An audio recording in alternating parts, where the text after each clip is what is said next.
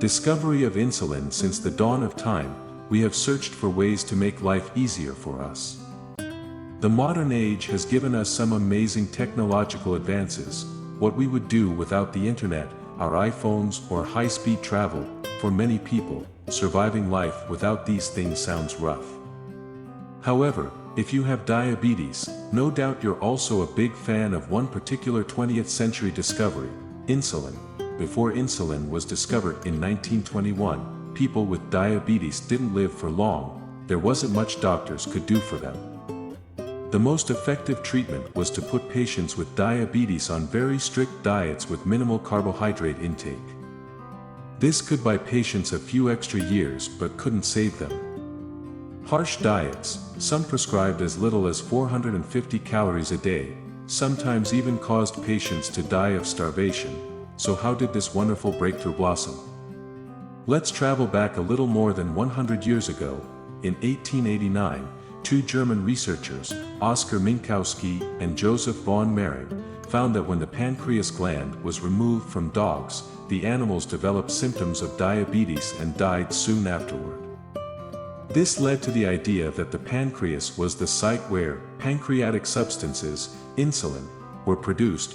Later experimenters narrowed this search to the islets of Langerhans, a fancy name for clusters of specialized cells in the pancreas. In 1910, Sir Edward Albert Sharpie Schaefer suggested only one chemical was missing from the pancreas in people with diabetes. He decided to call this chemical insulin, which comes from the Latin word insula, meaning island. So what happened next? Something truly miraculous. In 1921, a young surgeon named Frederick Banting and his assistant Charles Best figured out how to remove insulin from a dog's pancreas.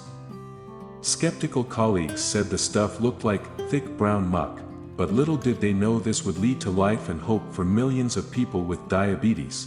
Banting and Best kept another dog with severe diabetes alive for 70 days.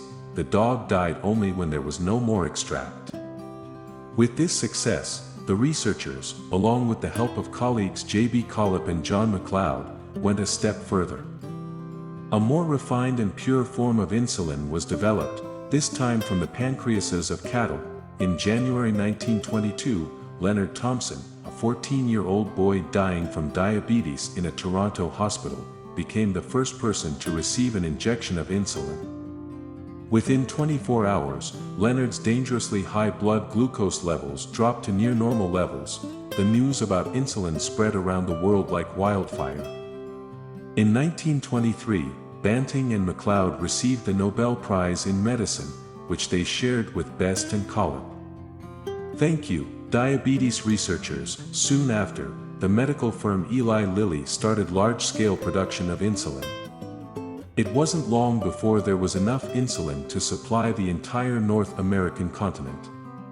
In the decades to follow, manufacturers developed a variety of slower-acting insulins, the first introduced by Novo Nordisk Pharmaceuticals. In 1936, insulin from cattle and pigs was used for many years to treat diabetes and saved millions of lives, but it wasn't perfect, as it caused allergic reactions in many patients.